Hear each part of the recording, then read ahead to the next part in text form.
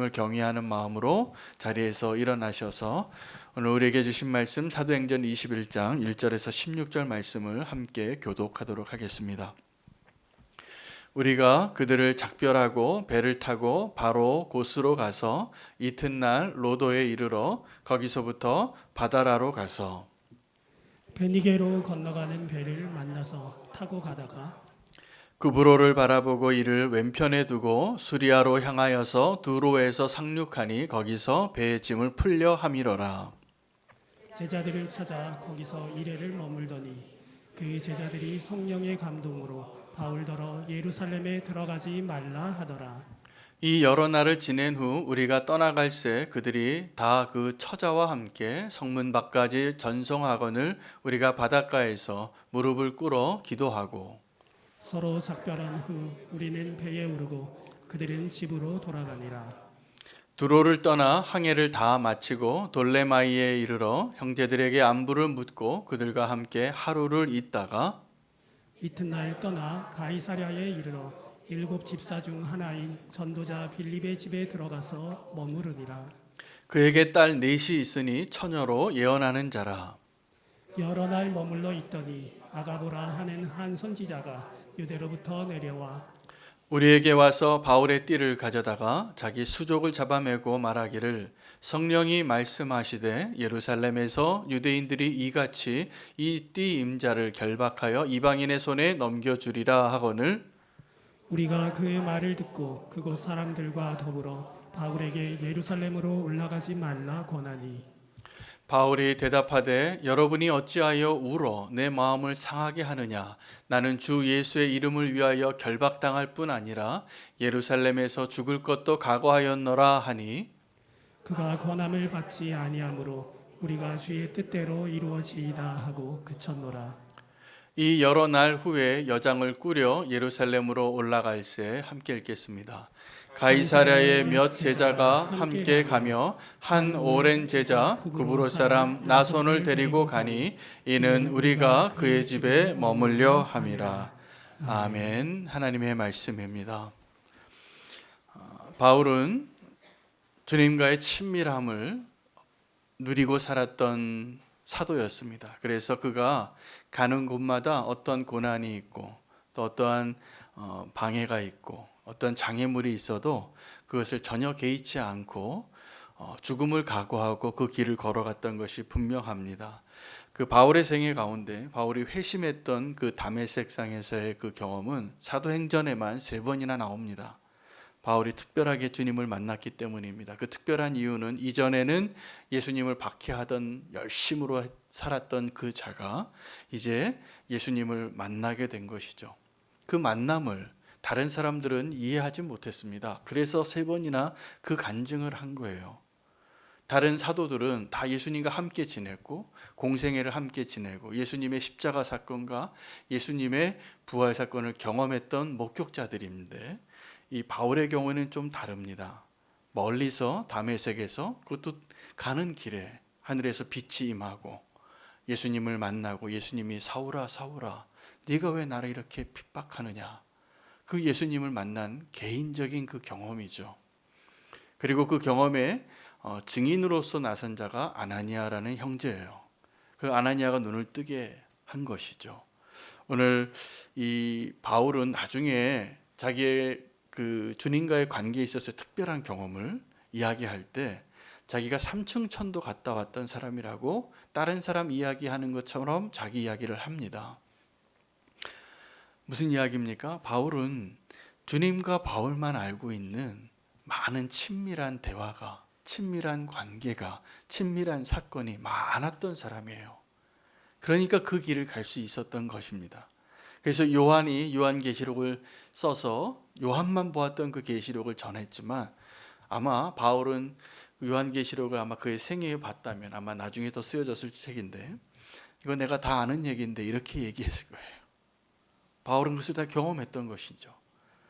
여러분 바울이 그렇게 특별한 사도로 쓰임 받을 수 있었던 이유는 하나님과의 그런 특별한 관계와 친밀한 대화가 많았기 때문입니다. 여러분 예수님께서 왜 제자들을 부르시고 3년 동안을 함께 하셨을까요? 친밀함을 경험하게 해주기 위해서요. 함께 먹고 함께 자고 함께 행하는데 그 예수님과의 동행을 위해서 그 제자들은 자기 직업을 버리고 가족을 버리고 배를 버리고 그물을 버리고 따랐거든요. 그리고 주님과 함께 했던 그 시간들이 주님이 십자가에 달리셔서 부활해서 하늘로 올라간 후에도 이 제자들의 마음에는 예수님과의 그 추억, 내가 예수님과 함께 이 바닷가에서 이 설교를 들었잖아. 이 오병이어를 경험했잖아. 여기서 문둥병이 나았잖아. 이러한 것들을 다 경험했을 때 나중에 성령이 임하셔서, 물론 이 제자들이 예수님께서 부활하시고 나서 너무나 믿음 없는 연약한 모습을 여전히 보여줬습니다. 그러나 성령이 임하셨을 때 그들은 다 교회의 아주 훌륭한 지도자들이 되었고, 그러한 사도로서 제자로서의 삶을 가능하게 한 것은 주님과의 이 추억 때문이에요. 이 친밀함 때문이에요. 여러분, 우리도 제가 요즘 탁구를 배우고 있습니다. 탁구를 배우고 있는데, 탁구를 성도님들이 왔을 때 제가 이 받아 칠 정도는 되려고 배우고 있어요. 그런데요, 이 짧은 시간 한 30분만 탁구를 쳐도 친해져요. 제가 보니까 같이 이렇게 운동을 하는 것 자체가. 여러분, 주님이 우리와 함께 하시는 게 이런 거예요. 우리가 그냥 주님을 책으로 알고 소문으로 알고 주님과 함께 뭐 하나 해본 적이 없는 사람은 주님과의 친밀함이 없을 겁니다. 여러분, 이 땅에서 우리가 믿음으로 살아가는 것은, 제자로 살아가는 것은 주님과의 그 특별한 기억, 추억, 그 친밀함이 있어야만 가능한 거잖아요. 여러분, 우리의 믿음 생활 가운데 상당히 많은 부분은 하나님께서 우리에게 고난을 주셔요. 때로는 성공도 주시고 기쁨도 주시고 눈물도 주시는데, 제가 보니까 성도님들의 삶 가운데 다 각자가 주님과 경험했던 특별한 친밀함들이 있으세요. 그거는 주님과 함께했던 어떤 사건이에요. 주님과 함께했던 어떤 경험들이에요. 우리는 그것을 통해서 주님을 만나고, 지금도 어떤 분은 내가 믿음이 좀 약해진 것 같고 내 신앙생활이 좀 2% 부족한 것 같은데, 만나서 이렇게 얘기해 보면 이전에 내가 주님과 함께 만났던 그 추억들이 있어요. 그 친밀함이 있어요. 그래서 지금은 내가 약간 좀 거리감이 이미 있는 것 같아도 그 친밀한, 내가 그때 눈물을 흘리고 그렇게 열성을 내고 열정을 내고 주님과 함께 이 세상의 그 어떠한 것보다 더 기뻐했던 그 주님과의 경험, 그게 너무나 소중한 것입니다. 오늘 제자들의 이야기를 좀 하고 싶은데, 예수님의 12제자 가운데 가장 그 1등과 2등을 앞다투었던 제자가 있다면 베드로와 요한입니다. 오른쪽 왼쪽을 항상 팔짱을 끼고 다녔던 제자 같아요. 가방 하나씩 들고. 그런데 여러분, 이 베드로와 요한 가운데 누가 예수님하고 더 친밀함을 누렸던 제자인지 아십니까? 누구일 것 같습니까? 예, 요한입니다. 요한은 주님의 사랑을 받은 제자였어요. 베드로는 주님을 사랑한 제자였어요. 근데 이 차이가 크더라고요. 베드로는 자타가 공인하면서 주님 앞에 가장 1등으로 주님을 가장 많이 사랑하고 가장 충성하고 가장 성실하고 가장 앞장서고 그랬던 제자예요.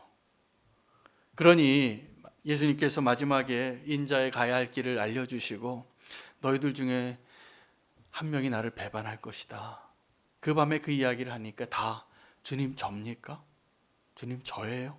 이렇게 물어볼 때 베드로는 자신이 있었어요. 주님, 다른 사람이 혹시 그렇게 해도 저는 분명히 아니에요. 저는 믿으셔도 됩니다. 한 표는 제해 주세요. 이렇게 말했던 사람이에요. 그런데 예수님께서 그렇게 말하는 베드로에게 말씀하신 게, 베드로야, 네가 내일 새벽 딱 울기 전에 나를 3번 부인할 거다.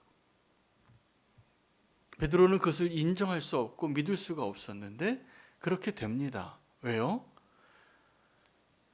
베드로는 자기가 예수님을 사랑한 제자였어요.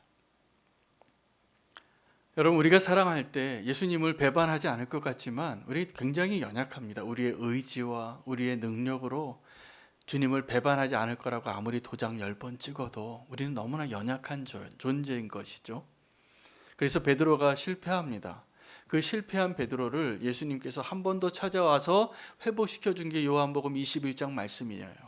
그 디베라 바닷가에서 시몬의 아들 요한아, 네가 날 사랑하냐고. 왜 3번씩이나 물어봤겠어요? 3번 부인했으니까. 그리고 그 베드로를 그렇게 회복시켜 주시고, 괜찮아, 네가 실패해도 내가 널 사랑하고 있었어.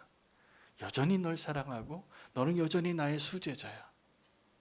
그리고 이제 회복되어진 베드로에게 이제 다시 한번 그래도 나를 따라오겠냐고 명령해요. 너는 나를 따르라. 이 정도 되면 완벽하게 회복의 장면이, 은혜의 장면이 끝나야 되는데, 그 베드로가 그 순간에 물어봐요. 쟤는 어떻게 돼요, 주님? 쟤는. 그 쟤가 바로 요한이에요. 베드로는 주님과의 친밀함을 갈망했어요. 마치 마르다처럼. 근데 마리아는 주님을 하나 택하고 그냥 좀 배짱이 같이 일해야 되는데 일 안 하고, 그래도 주님 하나 택한 그것 때문에 주님이 그 마리아를 칭찬했거든요. 근데 베드로는 정말 주님을 사랑했지만 주님의 사랑을 받는 것을 잘 누리지 못했던 안타까운 제자 같아요. 그래서 친밀함에 있어서만큼은 베드로가 요한보다 앞서지 못한 것 같다는 말씀을 제가 드리는 겁니다. 여러분, 친밀한 사람들과 대화하면, 우리도 이렇게 친밀한 사람과 만나면, 저는 이제 오늘 이렇게 성도님이 앉아 있어도 저는 저 뒤에 앉아 있는 제 아내하고 눈이 마주치면 우리 둘만의 대화가 가능해요. 우리 그런 친밀함이 있어요. 여러분은 모르실 거예요. 우린 부부니까. 그리고 서로 사랑하고 신뢰하고 존중하는 관계니까 그러한 눈빛만으로도 통하는. 근데 이게 불편하면 이제 제가 오늘 예배가, 설교가 어려워요. 이 친밀함이 깨어지면. 여러분, 우리가 친밀한 관계가 굉장히 소중한 관계예요. 나를 지탱해 주는 거예요. 여러분, 우리가 그런 친밀함을 주님과 누려야 되는데, 주님이 그런 친밀함을 누리기 위해서 저와 여러분에게 요구하신 게 있습니다. 영적인 행위들 가운데 금식과 기도와 구제는 은밀하게 하라는 거예요. 여러분, 주님과 좀 친밀해지고 싶으십니까? 아멘이죠? 그럼 오늘 그 답을 드릴게요. 어떻게 우리가 주님과 친밀해지냐? 그러면 금식과 기도와 구제를 하세요. 어떻게요? 은밀하게, 아무도 모르게. 저는 이전에도 여러 번 말씀드렸지만, 이게 우리 교회 문화가 되기 위해서 자꾸 여러 번 말씀드려요. 말씀 가운데 우리 교회에 너무나 하나님의 은혜가 넘치는 분들이 많아서 교회에 무슨 헌물을 하거나 성도들에게 뭘 나누시는 성도님들이 꽤 많아요. 지금까지 굉장히 많았어요. 그런데 앞으로도 우리 교회는 이게 전통이 됐으면 좋겠어요. 그럴 때 다른 성도님한테 이거 누가 했다고 안 알려드릴 거예요. 제가 안 알려드릴 거예요. 왜냐하면 그게 그분의 상급을 깎아먹는 거예요. 사랑하는 마음으로 성도들에게 더 많이 나눠주세요 좀. 그런데 사람이 끼면 안 돼요. 거기에는 주님과의 친밀한 결정이어야 돼요. 금식과 기도와 구제가. 여러분, 그것은 주님과, 그것을 저도 그렇게 경험을 해봤기 때문에 그렇게 부탁을 드리고 우리 교회의 문화가 되자고 말씀드리는 거예요. 어떤 게 더 크냐 하면, 이거 내가 냈어요, 이거 내가 헌물했어요 라고 알려지면 교회에 이상한 문화가 생깁니다. 내 이름을 좀 알리고 싶어서 자꾸 그렇게 하는 사람은 그거는 다 상을 잃어버릴 일이에요. 그럼 우리 교회 제 사랑하는 성도님들이 하늘에서 상급 받는 것을 잃어버린 걸 제가 왜 막지 않겠습니까? 은밀하게 하십시오. 특히 선한 일일수록, 특히 영적인 일일수록. 그게 주님과의 나와의 친밀함이 시작되어지는 사건이에요. 다른 사람은 아무도 모르는데 내가 주님과만 아는 그 마음으로 누굴, 어려운 사람을 도와요. 교회에 뭘 헌물할 수도 있어요. 헌금을 할 수도 있어요. 그건 내가 누가 했는지 알려지면 안 돼요. 제발 좀 그러기를 바라요. 그리고 그것이 주님과의 나의 친밀함이 시작되어지는 사건 중에 하나예요. 여러분, 어떤 사이트에 비밀번호를 잃어버리면 안 되니까 비밀번호를 설정하고 그 가입할 때 이런 질문들을 만나실 때가 있을 겁니다. 아내에게 처음으로 사랑을 고백한 장소가 어딘가? 뭐 초등학교 때 첫 번째 선생님의 성함이 어떻게 되는가? 그러면 거기서 내가 기억나는 걸 하나 암호의 힌트를 걸어놓고 내가 나중에 이 암호의 비밀번호를 잃어버리면 이제 내가 나한테 물어보는 거예요. 내가 로그인을 했는데 내 생년월일을 넣고 이름까지는 넣었는데 패스워드를 까먹었을 때 나한테 그 패스워드를 가르쳐 주려면 지금 이 질문을 하는 사람이 나라는 걸 확인해야 되는데 나만 알고 있는 비밀이어야 되잖아요. 그 패스워드를 알려줄 수 있는 힌트는. 그렇죠? 우리가 주님과의 관계 가운데 주님과 나만 아는 이런 기억과 그런 추억과 그런 친밀함이 많은 사람일수록 이 땅에서 믿음으로 살아가는 것이 가능합니다. 주님과 함께 동행했다고 하는데 주님과 그런 친밀함이 없는 사람들이 많아요. 마당 뜰만 밟고 성전에 왔다 가는 거죠. 주님과 동행했는데 주님을 아직도 몰라요. 그러니까 가룟 유다가 되는 거예요. 주님과 3년을 동행하면서 가룟 유다가 꽤 신임을 받은 자가 분명해요. 그러니까 돈깨를 맞죠. 돈깨를 맡았는데 주님과 친밀하지 않은 자였어요. 불행한 거죠. 그래서 정말 마지막 그 중요한 순간에는 예수님을 배반하는 제자가 되고 자기 스스로 비극적인 선택을 하는 안타까운 길을 가게 되는 것입니다. 여러분, 아브라함과 롯이 동일하게 믿음의 여정을 떠났습니다. 사실은 주님께서 나타나셔서 아브라함을 택해서 본토 친척 아비의 집을 떠나 내가 지시한 땅으로 가라 그랬을 때 아브라함과 언약을 하고 그 길이 시작이 되었을 때 그 길을 동시에 같이 시작했던 사람이 롯이에요. 근데 이 롯은 주님과의 친밀함이 없는 사람이에요. 그러니까 나중에 기회가 있으니까 기회가 생기면 자, 이제 너와 나중에서 우리 같이 살 수 없으니까 네가 먼저 택하라. 그가 먼저 택한 사람이 떠나버리니까 그때 주님이 진짜 언약을 한 번 더 말씀하세요. 창세기 18장에 보면 하나님과 천사들이 그 아브라함의 집에 와서 정말 이제 아들을 주겠다고 언약의 아들을 주겠다고 다시 한번 확인시켜줘요. 그러니까 이 사라가 안 믿었어요. 자기는 정말 속으로만 웃었거든요. 그러니까 하나님이 너 웃었다. 내가 다 안다. 그리고 1년 뒤에 웃게 해줄게. 이 축복을 하나님의 약속을 다시 한번 확증시켜주고 그 길에 하나님이 또 하나 하신 일이 있는데 소돔과 고모라를 멸망한 그 일을 확인하러 가는 길이었어요. 근데 그때 하나님이 아브라함과 그 만나서 그 함께 있던 천사들에게 이렇게 얘기합니다. 내가 하려는 것을 아브라함에게 숨기겠느냐? 아브라함에게 원래는 이 축복의 자녀 이삭을 주겠다는 것만 말하고 떠나야 되는데 아브라함에게 이 소돔과 고모라의 멸망까지 숨기지 아니하시고 말씀해 주신 거예요. 왜요? 아브라함과 하나님은 그런 친밀한 사이였기 때문에. 그래서 아브라함에게 내가 이것을 숨기겠느냐?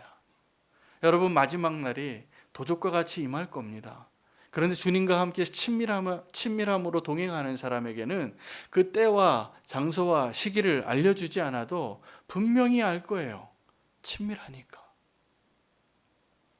여러분 우리가 주님과의 그 친밀함을 잃어버리는 것이 가장 대표적인 게 뭡니까? 죄예요. 우리가 주님과의 친밀함을 잃어버리는 가장 대표적인 것, 죄. 우리가 죄를 범하면 주님과의 그 친밀함을 잃어버리게 돼서 헤매는 거예요. 그 관계가 단절되는 거예요. 예배를 드리는 척하는 거예요. 나는 지금 의로운 성도인 것 같이 행동하는 거예요. 말하는 거예요. 그러나 죄 문제를 해결하지 않고는 주님과의 친밀함이 가능하지 않기 때문에 기쁘겠습니까? 자기 자신이 가증스러워져요. 성도가 죄를 지을 때. 여러분 너무나 불행한 일이죠. 사랑하는 주님 앞에 우리가 가능한 한 그러한 부끄러움 없이 주님 앞에 친밀함으로 나아가야 되는데 내가 뭔가 주님의 얼굴을 똑바로 쳐다볼 수 없는 거잖아요. 그 친밀함을 잃어버리지 않기를 축복합니다. 이 바울이 주님과의 그 친밀함 때문에 예루살렘으로 가는 길 가운데 3번이나 성령님께서 그 형제들에게, 동료들에게 그 가는 여정마다 알려주는 거예요. 성령이 임해서. 뭐라고요? 이 바울이 예루살렘에 가면 큰일 난다. 저와 여러분이 만약에 정말 바울과 같은 믿음이 아니라면 그렇게 성령님이 알려주시면 어떻게 하겠어요? 네, 감사헌금 드리고 주님 감사합니다. 우리가 이 길을 갈 뻔했는데 안 가게 해주셔서 너무 감사합니다. 그리고 랄라룰로 하고 그냥 예루살렘으로 가던 티켓 빨리 취소하고, 그죠? 다시스로 가야 되는데 바울이 어떻게 했습니까? 성령님이 알려주시는데 이 형제들이 계속 말리는데 가겠다는 거예요. 여러분 이게 이해가 되십니까? 이해가 안 되죠?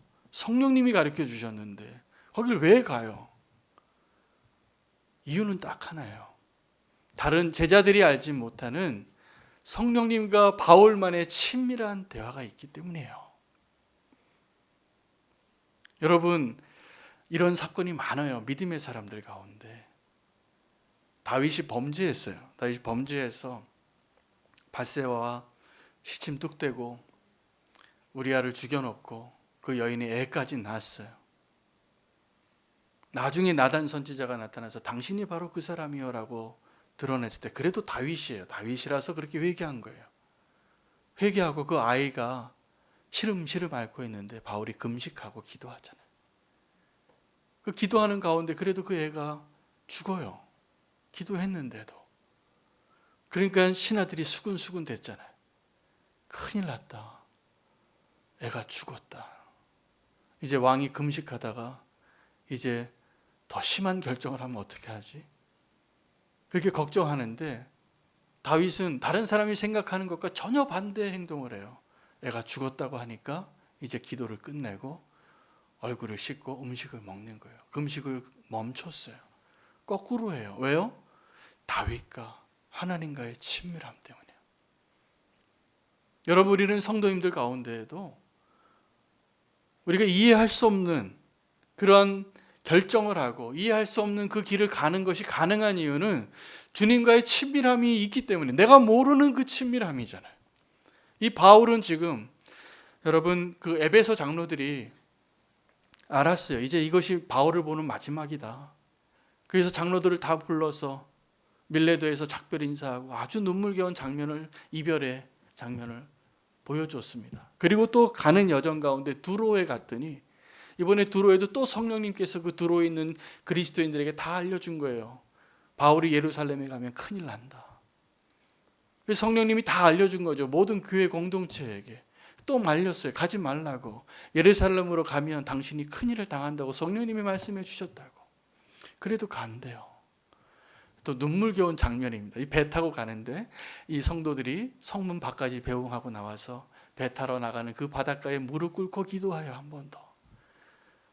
마치 신방 갔는데 그 성도님이 문 밖에서 인사해도 되는데 주차장까지 나와서 이렇게 목사님 잘 가시라고 혹시 마지막 보는 것처럼 저한테는 그러지 않으셔도 됩니다. 또 볼 겁니다. 자, 그런데 이 바울에게 그랬다는 거죠. 그래서 그 바닷가에서 눈물 흘리면서 한 번 더 기도한 거예요. 왜요? 그들도 알았어요. 이게 마지막인 것을. 두로에서 그러고 또 가이사랴에 갔더니 가이사랴에서는 이번에 사도행전 앞부분에 나왔던 7명의 집사님 가운데 능력의 사도 사마리아 성을 다 바꿔놨던 그 빌립 집사 전도자 빌립이 딸이 4명이 있는데 시집 안 가는 예언하는 자예요. 예언하는 자를 포함해서 또 유대에서 아가보라는 예언자가 나타나서 이번엔 퍼포먼스를 해요. 바울의 띠를 가져다가 자기 손 수족을 다 묶고 성령님께서 내게 말씀해 주시는데 이 띠의 임자가 예루살렘에 들어가면 유대인들에게 이렇게 잡히고 이방인에게 건너줄 것이다. 그리고 바울을 붙잡고 우는 거예요. 그러니까 바울이 이렇게 얘기해요. 너희는 왜 지금 또 울어서 내 마음을 이렇게 아프게 하고 힘들게 하냐? 나는 주님의 이름을 위해서 예루살렘에 가서 결박당하는 것뿐만이 아니라 죽을 것까지 각오하고 있다. 지금 이해가 안 되죠. 바울이. 이해가 안 될 수밖에요. 우리는 바울과 같은 친밀한 경험과 친밀한 대화를 모르고 있잖아요. 바울과 하나님이 어떠한 대화를 나눴는지. 심지어는 예언자가 와서 예언을 해도 그 친밀한 바울과 예수님만이 알고 있는 그 대화는 모르는 거예요. 여러분, 우리가 정말 이 세상에서 이렇게 막 급변하고 이렇게 세상이 타락해 가고 우리가 믿음의 경주를 끝까지 가는 게 힘겨운 이유는 주님과의 이 친밀함이 희미해지는 거예요. 그러면 염려해요. 주님과의 친밀함이 분명하면 내일 일을 왜 염려하겠어요, 우리가? 왜 염려해요? 염려 안 되죠. 여러분, 우리가 끝까지 믿음의 경주를 할 수 있는 비결은 주님과의 그 친밀함을 회복하는 겁니다. 오늘 바울이 우리에게 분명히 그 모습을 보여주고 있잖아요. 여러분, 아무리 믿음 좋은 목사님도, 아무리 믿음 좋은 장로님도 나중에 어떻게 살까 걱정하더라고요. 이번 주 월요일엔 제가 아내와 잠깐 그런 대화를 나눴어요. 저도 이제 나이가 들어가더라고요. 그래서 우리 성도님들에게 앞으로 인생의 이야기를 이렇게 권면하다 보니까 그게 내 얘기이기도 해요. 그래서 나는 어떻게 살까? 짧게 우리가 대화를 했어요. 오늘 이 본문에서 답을 주는 거예요, 주님께서. 여러분, 저와 여러분이 주님과 나만 알고 있는 그 친밀함이 풍성하면 풍성할수록 이 땅에서 우리가 짧게 사는 겁니다. 100살까지 사는 것도 긴 게 아니에요.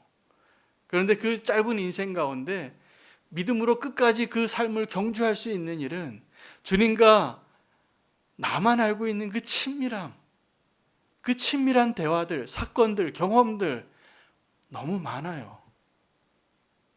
그것을 회복하세요.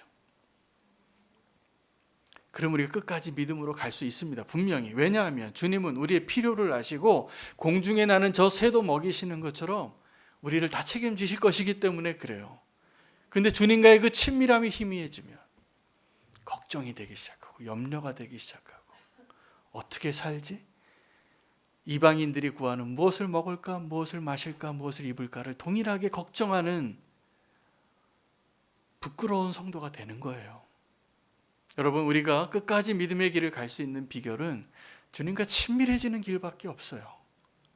그러면 이 바울처럼 예루살렘에 가서 분명히 너 이제 잡히고 고난을 당하고 죽을지도 모른다 그러는데 눈 하나 깜짝 안 하는 거예요. 성령이 얘기해 주시는데도. 왜요? 결론을 내린 거예요. 결론을 내린 거예요. 여러분, 우리가 앞으로 믿음의 생활을 어떻게 살까 미리 걱정하지 마시고 오늘 결론 내리시면 돼요. 오늘 이 예배의 자리에서 결론 내리세요. 주님, 저 주님과 함께 믿음으로 끝까지 살기로 오늘 결정하겠습니다. 이게 안 되면 내일 분명히 염려할 거예요. 내일의 믿음의 그 여정을 분명히 보장할 수 없을 거예요. 친밀함이 사라졌기 때문에. 여러분, 주님이 우리에게 주시는 친밀함이 있습니다. 주님과 나만의 아는 그 친밀함. 그런데 우리가 내가 생각하는 친밀함이 있어요. 예수님께서 베드로에게 인자를 세상에 있는 사람들이 나를 누구라고 하느냐 여러 가지 대답을 했어요. 근데 너는 나를 누구라고 하냐? 주는 그리스도시요 살아계신 하나님의 아들이라고 고백했어요.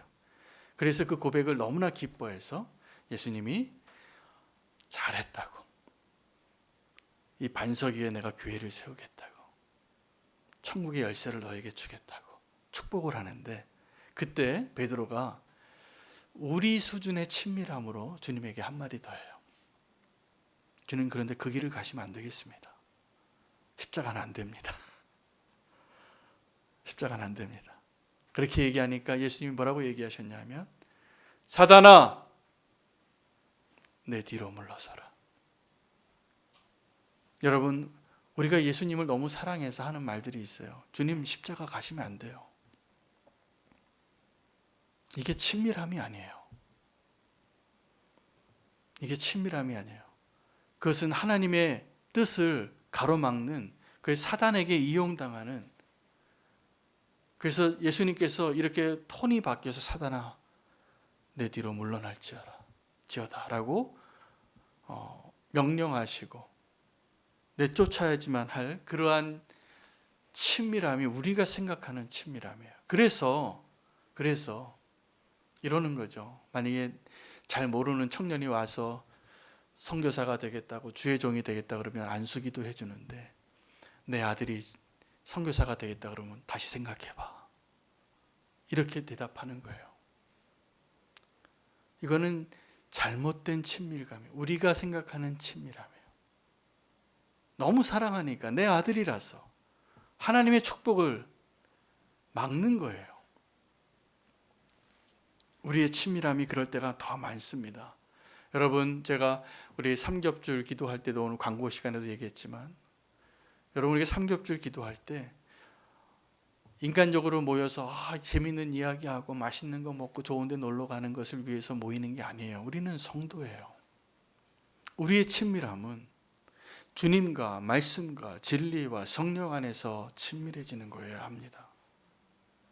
근데 그것을 자꾸 빼먹고 인간적인 친밀함을 누리려고 하는 시도를 하시는 것이 제가 자꾸 느껴질 때가 있어요. 불안해요. 그러다가 무슨 말을 많이 하면 그 말 때문에 꼭 상처를 받는 사람이 생기더라고요. 여러분, 우리의 친밀함은 말씀 위에 있어야 되고, 함께 모이면 기도해야 되고, 성도다운 친밀함이 필요한데, 성도답지 않은 친밀함으로 교회의 친밀함은, 그것은 위험한 일이에요. 사실은 그렇게 친밀하면 친밀할수록 위험해져요. 그래서 세상에 동창회 나가서는 그렇게 하셔도 돼요. 그 친구들하고는 그런 친구가 필요해요. 그러나 우리가 교회 안에서 성도로서의 교제는 말씀과 기도와 성령 안에서 친해지는 거예요. 근데 그걸 빼먹고 자꾸 이렇게 세상적인 이야기하고 맛있는 거 먹고 이렇게 하하호호 하는 것은 우리의 인간적인 친밀함이에요. 그 인간적인 친밀함은 주님과의 친밀함을 가로막는 아주 위험한 작은 여우예요. 물론 그런 교제가 필요하죠. 순서가 바뀌면 안 돼요. 우리가 말씀과 기도와 그 성령님이 함께 하신 주님과 친밀한 그 친밀함으로 모였을 때 다윗과 요나단이 되는 것이지. 여러분, 사실은 어떤 사람들하고 더 친한 줄 아세요? 세상적인 일들, 또 아니면 죄 짓는 일 함께 하면 되게 친해져요. 함께 죄 지으면 같은 이제 죄인이 되거든요. 여러분, 이게 처음에 에덴 동산에서부터 그랬어요. 여자가 먼저 한번 먹어보고 남편에게 가져와서 당신도 한번 먹어봐. 같이 죄인이 되는 걸 택한 거죠. 여러분, 우리가 그것을 친밀함이라고 말할 수 있습니까? 같이 선악과 한 입씩 먹는 것이 친밀함입니까? 굉장히 친해지겠죠. 하나님과의 친밀함은, 만약에 우리 가운데 그 하나님과의 친밀함이 있을 때 그 길을 갈 수가 없을 겁니다. 주님과의 그 친밀함이 정말 살아있다면. 그렇잖아요. 근데 우리가 주님과의 친밀함이 희미해지고 주님이 하지 말라는 그 길을 가게 될 때 죄인들끼리 엄청 친하다니까요. 남의 얘기 많이 하는 사람들끼리 모이면 서로 화장실을 못 간다잖아요. 내 얘기 할까 봐. 같이 있을 때 막 재밌게 얘기해요. 남 흉볼 때는. 여러분, 그런 친밀함은 이제 그만하세요. 주님과의 친밀함으로 우리가 더 하나 되어지고 믿음의 길을 함께 갈 수 있는 진짜 동지가 되어야 돼요. 우리가 삼겹줄 기도는 그런 기도하는 자리입니다. 착각하시면 안 됩니다. 모여서 이렇게 막 놀러 가는 게 아니에요. 우리가 함께 모여서 함께 기도하는 거예요. 함께 그 자리에 성령님이 함께 하시고 주님이 함께 하심을 확인하는 성도들의 만남이어야 돼요. 예수님께서 두로 지방을 가시다가 수로보니게 여인을 만났을 때 이 수로보니게 여인을 향한 주님의 태도는 이해할 수 없는 난해 구절 중에 하나입니다. 예수님이 이전에도 이방인들에게 먼저 나아갔지만 이 이방 여인에게 자기의 딸이 귀신이 들렸는데 고쳐달라고 찾아왔어요. 그때 이 여인에게 그 여인을 아주 냉대해요. 모욕해요. 자녀의 떡을 취하여 개에게 주는 것이 마땅치 않다. 그랬더니 이 여자가 이방인임에도 불구하고 맞습니다, 주님. 그런데 자녀들이 상에서 흘린 부스러기를 개들이 좀 먹잖아요. 그 부스러기라도 좀 주세요. 예수님은 그 여인을 시험한 거였어요. 그리고 그 여인이 믿음의 대답을 계속하니까 그때야 기뻐하시면서 예수님께서 잘하였도다 딸아, 네 딸이 나았다 이제. 이 난해한 대화를 어떤 주석가는 이렇게 이야기하는데 저는 굉장히 설득력이 있고 그 주석을 믿고 있고 동의해요. 뭐라고 그 주석가가 달았냐면 예수님이 그 수로보니게 여인에게 윙크를 했다는 거예요. 윙크를 하면서 이렇게 더 믿음으로 좀 격려하시는 거예요. 한 번만 더 믿음으로 대답해봐. 이방인이었잖아요. 여러분, 백부장이 이방인이었음에도 자기 하인을 고쳐달라고 주님 앞에 나와봤을 때 주님께서 그 사람을 보고 놀라요. 아브라함의 후손 가운데도 내 이만한 믿음 못 봤다고. 어떻게 이렇게 순종하고 충성할 수가 있느냐.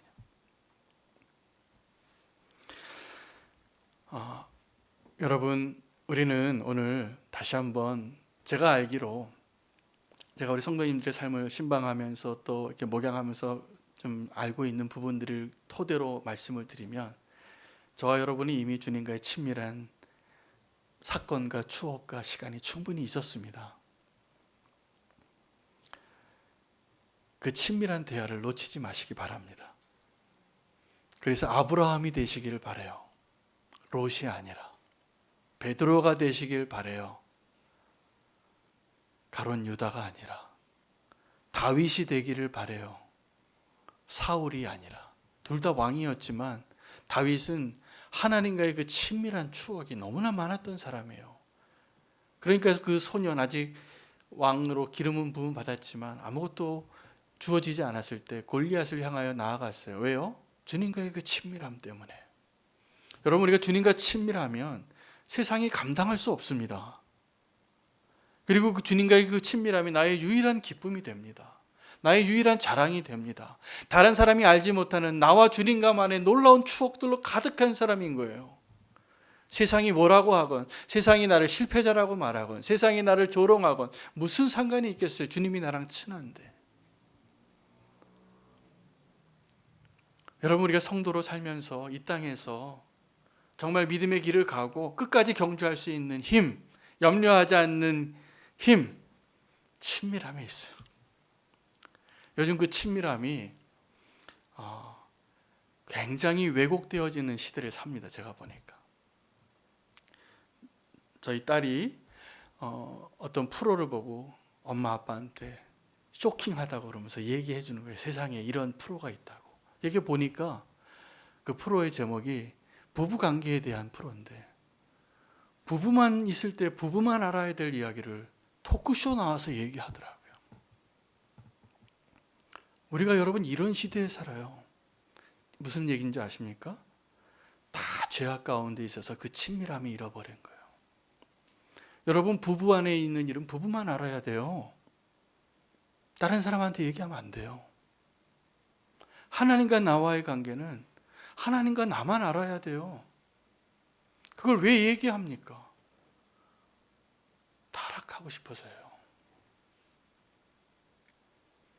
여러분, 이것을 두려워하시기 바랍니다. 나의 친밀함을 잃어버리는 것. 주님과 나와의 그 친밀함 잃어버리지 마시기를 축복합니다. 그때 우리가 끝까지 믿음으로 승리할 수 있습니다. 주님은 그래서 저와 여러분이 믿는 이 십자가의 복음은 굉장히 체험적이에요. 저와 여러분의 각자의 삶 가운데 하나님께서 이미 그 친밀함을 허락하셨어요. 우리가 다 갖고 있어요. 제가 알고 있는 한. 이 자리에 계신 모든 분들이. 그것을 잃어버리지 마시기 바랍니다. 언제 잃어버린다고요? 우리가 죄를 지을 때요. 작은 여우예요. 그 친밀함이 없어져도 우리가 이전에 습관대로 하던 대로 신앙생활 다 한다니까요. 그 친밀함이 없어도 불행한 사람이죠. 마치 아직 들키기 전에, 나단을 만나기 전에 그 다윗의 모습인 거죠. 혹시 이 자리에 그러한 분이 있다면 오늘 이 자리가 주님 앞에 친밀함으로 나올 수 있는 기회입니다. 오늘 이 예배가 그 친밀함을 회복하는 기회입니다. 주님과 한 번 더 다시 친밀한 사이가 되시기를 축복합니다. 오늘 우리의 기도는 다른 것이 아니라 다시 한번 주님과 그 친밀함을 회복하는 그 기도, 그 대화, 그 추억으로 돌아가는 겁니다. 그 친밀함이 나를 살리고 내가 믿음으로 걸어갈 수 있는 이유가 될 것입니다. 주님과 친한 사이로 다시 돌아가시기를 축복합니다. 기도하겠습니다. 사랑의 주님, 친밀함을 잃어버린 성도가 있다면 오늘 이 시간에 작은 여우를 내쫓아 주시고 진짜 주님 앞에 주님만 알고 있는 그 모습 그대로 나아갈 수 있게 해주시길 원합니다. 다른 사람이 나를 어떻게 바라보든지 또 성령님이 어떻게 나에게 와서 계속 성도를 통하여 이야기할지라도 주님과 나만 알고 있는 그 특별한 그 친밀한 만남으로 다시 나아가고 싶습니다. 주님, 그 친밀함을 다시 한번 갈망합니다. 그 친밀한 주님과의 그 만남과 그 눈빛과 그 음성과 그 손길을 다시 한번 회복시켜 주셔서 내 앞에 어떠한 고난과 어떠한 문제와 어떠한 난관이 있을지라도 주님과 함께 그 길을 갈 수 있는 믿음의 사람으로 다시 일어나게 해 주시옵소서. 주님, 우리가 지금 염려하고 두려워하는 이유는 그 친밀함을 잃어버렸기 때문입니다. 주님, 다시 한번 우리에게 기회를 주시옵소서. 주님과 다시 친밀함으로 나아갈 수 있게 허락하여 주시옵소서. 세상이 알지 못하는, 다른 성도가 알지 못하는, 다른 사람들이 알지 못하는 부부의 관계와 같은 그 친밀함으로 주님 앞에 나아가게 하여 주시옵소서. 주님을 더 사랑합니다. 나를 사랑하셔서 나와 함께 하시고 나에게 허락하셨던 그 모든 주의 특별한 만남과 은혜와 회복할 수 있는 그 기회들을 열어주시기를 원합니다. 주님, 우리와 함께하여 주시옵소서. 예수 그리스도의 이름으로 기도합니다. 오늘 말씀을 붙잡고 우리